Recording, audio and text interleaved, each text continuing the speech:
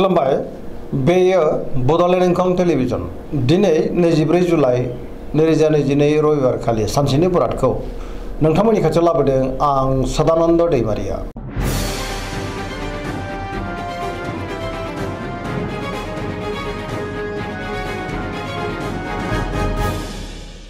सिगां फरायनो लादों मेष राशि गिबि हांखो अ ल। दिनैनि साना जोबोर मोजां सुखु आरो गोजोनै थानो हागोन। बयजोंबो अनजागोन आरो अनसायजागोन। मावनो लानाय खामानिखौ थि समावनो मावफुंनोबो हागोन। गोसोखौ दिनै जोबोर गोजोननाय मोनगोन। देहाया मोजाङै थागोन। बहानिफ्राय मोजां खौरां फैनोबो हागौ। रांखावरियाव दिनै जोबोर मोजां गोबां धोन आरजिनो हागोन। आयाबो बांगोन।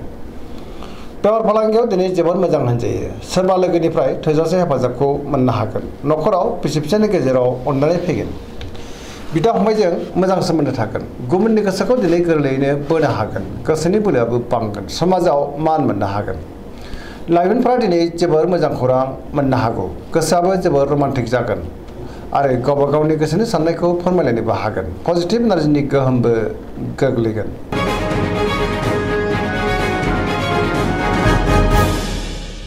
वृष राशि गिबि हांखो इ उ ब। दिनैनि साना जोबोर मोजां गोजोन आरो गाहाम थासारिखौ मोननो हागोन। मोनफ्रोमबो बिथिङावनो जाफुंसारनो हागोन। बहाबा हान्थिनो खाबु फैनो हागौ। मोजां खाबुबो मोननो हागौ। गोसोखौ दिनै जोबोर गोजोननाय मोनगोन। गोसोनि बोलोआ बांगोन। मावनो लानाय खामानिखौ थि समावनो आरो गोरलैयैनो मावफुंनोबो हागोन। समाजाव मान मोनगोन। रांखावरियाव दिनै जोबोर मोजां गोबां धोन आरजिनो हागोन। बेफार फालांगियावबो जोबोर मोजां मुलाम्फा मोनगोन। आयाबो बांगोन।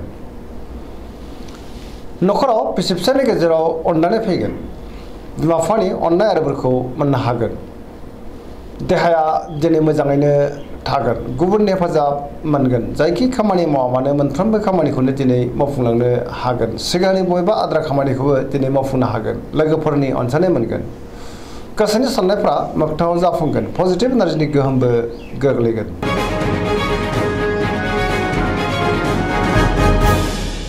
मिथुन राशि गिबि हांखो क स। दिनैनि साना जोबोर मोजां गाहाम थासारि फैगोन। पजिटिभ एनार्जिनि गोहोमबो गोग्लैनो हागौ। मोनफ्रोमबो बिथिङाव जाफुंसार जानो हागोन। गियाननि आंखाल जानाय नङा। गोसोखौ दिनै जोबोर गोजोननाय मोनगोन। गोसोआ जोबोर खुसिबो जागोन। देहाया मोजाङै थागोन। अब्लाबो नाथाय जानाय लोंनायाव सांग्रां जानांगोन। रांखावरियाव जोबोर मोजां बेफार फालांगियावबो जोबोर मोजां होनजायो। न'खराव दिनै अनलायनाय फैगोन। समाजावबो मान मोननो हागोन। गोसोनि बोलोआबो बांगोन। मावनो लानाय खामानिखौ थि समावनो आरो गोरलैयैनो मावफुंनोबो हागोन। सोरबा लोगोनिफ्राय थोजासे हेफाजाबखौबो मोननो हागौ।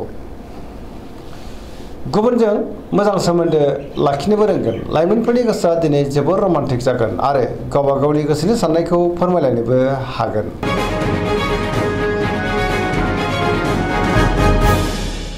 कर्कट राशि गिबि हांखो ड ह। दिनैनि साना जोबोर मोजां माबा मोनसे मोजां खौरां मोननो हागौ। गोसोखौ दिनै जोबोर गोजोननाय मोनगोन। सोरबा लोगोजों बाख्नाय जानोबो हागौ। गोसोनि साननायफ्रा मोगथाङाव जाफुंगोन। गोसोआव पजिटिभ साननाय फैगोन। गोथों आरो गोग्गो साननो रोंगोन। गियाननि आंखाल जानाय नङा। मावनो लानाय खामानिखौ थि समावनो मावफुंनो हागोन। रांखावरियाव दिनै जोबोर मोजां आयाबो बांगोन। बेफार फालांगियाव दिनै जोबोर मोजां मुलाम्फा मोनगोन। न'खराव बिमा बिफानि अननाय आरो बोरखौ मोननो हागोन। बिसि फिसायजों मोजां सोमोन्दो लाखिनो रोंगोन। समाजाव लोगो लेवा बांगोन। देहाया मोजाङैनो थागोन। समाजाव बयजोंबो अनसायजागोन आरो मान होजागोन। फरायसाफ्रा दिनै फरायनायाव गोसो दुंखांगोन आरो मोजां फिथाइ मोननोबो हागोन। पजिटिभ एनार्जिनि गोहोमबो गोग्लैगोन।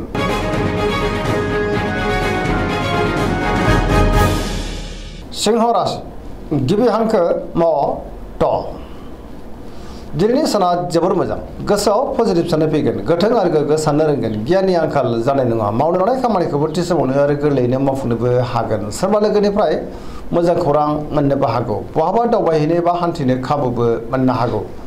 रांखावरियाव दिनै जोबोर मोजां नाथाय अब्लाबो खरसायाबो बांगोन। मोननो गोनांखौबो दिनै मोननो हागोन। बेफार फालांगियावबो दिनै जोबोर मोजां मुलाम्फा मोनगोन। गोसोनि साननायखौ दिनै गुबुननो फोरमायनोबो हागोन। न'खराव बिसि फिसायनि गेजेराव अनलायनाय फैगोन। समाजाव बयजोंबो मान होजागोन गुबुननि गोसोखौ गोरलैयैनो बोनोबो हागोन देहाया मोजाङै थागोन बयजोंबो गोरोबनो रोंगोन गुबुननि थाखाय गोबां मोजां खामानि मावनानै होनोबो हागोन गोसोआ दिनै जोबोर रमान्टिक जागोन आरो गावबा गावनि गोसोनि साननायखौ फोरमायलायनोबो हागोन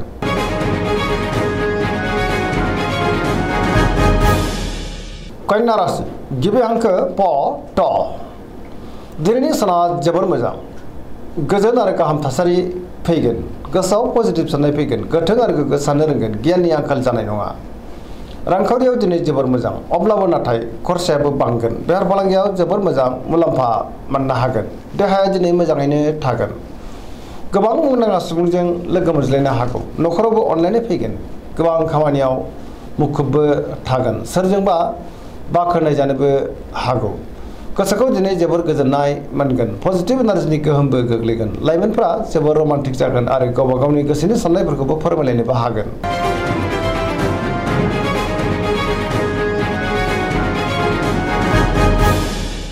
तुला राशि गिबि हांखो र ट दिनैनि साना जोबोर मोजां गोग्गो गियाननि आंखाल जानाय नङा गोसोनि बोलोआ बांगोन गोसोनि साननाया मोगथाङाव जाफुंगोन मावनो लानाय खामानिखौ थि समावनो आरो गोरलैयैनो मावफुंनोबो हागोन देहायाबो मोजाङै थागोन अब्लाबो नाथाय जानाय लोंनायाव सांग्रां जानांगोन रांखावरियाव दिनै जोबोर मोजां होनजायो गोबां धोन आरजिनो हागोन मोननो गोनांफोरखौबो दिनै मोननो हागोन न'खराव बिसि फिसायनि गेजेराव अनलायनाय फैगोन बिदा फंबायजों मोजां सोमोन्दो थागोन समाजावबो मान मोनगोन बेफार फालांगियाव दिनै जोबोर मोजां मुलाम्फा मोनगोन लोगोफोरनि हेफाजाबखौबो मोननो हागोन गोदान थांखि लानो रोंगोन सेंग्रा सिख्लाफोरा दिनै जोबोर रमान्टिक जागोन आरो गावबा गावनि गोसोनि साननायफोरखौबो फोरमायलायनोबो हागोन पजिटिभ एनार्जिनि गोहोमबो गोग्लैगोन धोरोमारि बिथिङावबो दिनै गोसो दुंखांगोन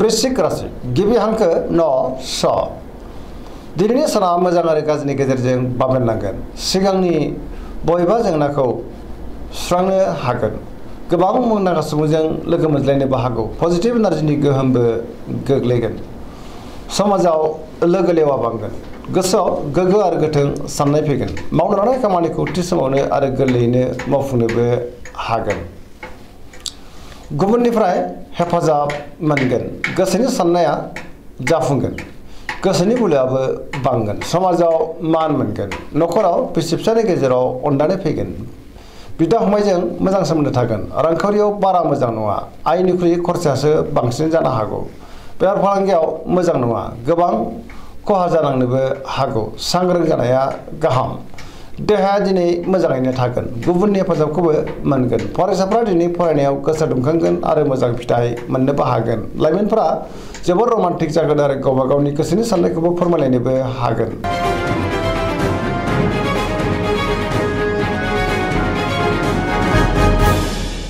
धनु राशि गिबि हांखो ध फ भ दिनैनि साना मोजां आरो गाज्रिनि गेजेरजों बाबेनलांगोन गोसोआव बेले बेजे साननाय फैगोन सोरजोंबा एना एनि जानोबो हागौ मावनो लानाय खामानिखौ थि समावनो मावफुंनो गोब्राब जागोन माबा नङा माबा मोनसे हेंथा फैनोबो हागौ गोसोनि साननायफ्रा देबारनांगोन बहाबा हान्थिनो खाबु मोननो हागौ आरो मोजाङैनो हान्थिनोबो हागोन रांखावरियाव जोबोर मोजां मोननो गोनांफोरखौ दिनै मोननो हागोन बेफार फालांगियाव जोबोर मोजां मुलाम्फा मोनगोन समाजाव मानहानि जानांनोबो हागौ सांग्रां जानाया गाहाम बहाबानिफ्राय मोजां खौरांबो फैनो हागौ देहाया मोजाङै थागोन न'खराव बिसि फिसायनि गेजेराव एना एनिबो फैनो हागौ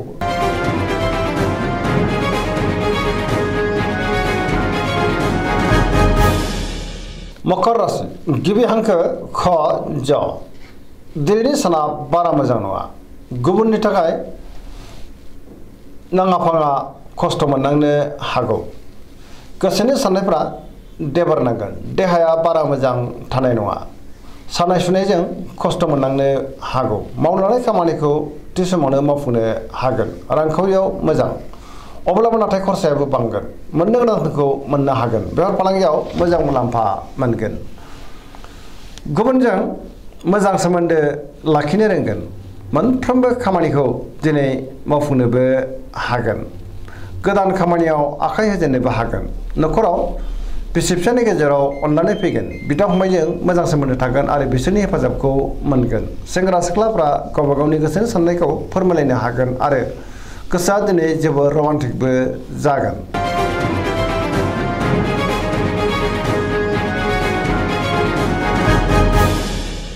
कुम्भ राशि गिबि हांखो ग स दिनैनि साना मोजां आरो गाज्रिनि गेजेरजों बाबेनलांगोन माबा नङा माबा मोनसे मोजां खौरां फैनोबो हागौ गोसोखौ दिनै जोबोर गोजोननायबो मोनगोन मावनो लानाय खामानिखौ थि समावनो मावफुंनो हागोन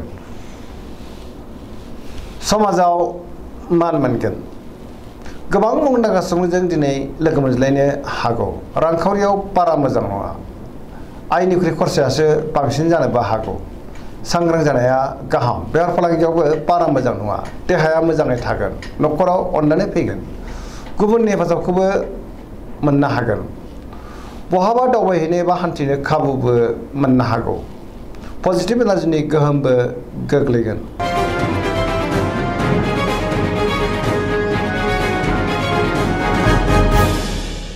मीन राशि गिबि हांखो ड स दिनैनि साना जोबोर मोजां गोसोखौ दिनै जोबोर गोजोननाय मोनगोन गोग्गो आरो गोथों साननाय फैगोन गुबुननि थाखाय गोबां मोजां खामानि मावनानै होनोबो हागोन गोसोआव पजिटिभ साननाय फैगोन गोथों आरो गोग्गो साननो रोंगोन गियाननि आंखाल जानाय नङा गोसोनि बोलोआ बांगोन गावनि गोसोनि साननायखौ दिनै गुबुननो फोरमायनोबो हागोन देहाया मोजाङै थागोन अब्लाबो नाथाय जानाय लोंनायाव सांग्रां जानांगोन रांखावरियाव मोजां मोननो धोनखौ दिनै मोननो हागोन बेफार फालांगियावबो जोबोर मोजां मुलाम्फा मोनगोन न'खराव बिसि फिसायनि गेजेराव अनलायनाय फैगोन सोरजोंबा बाख्नाय जानोबो हागौ लाइमोनफोरनि गोसोआ दिनै जोबोर रमान्टिक जागोन आरो गावबा गावनि गोसोनि साननायखौ फोरमायलायनोबो हागोन।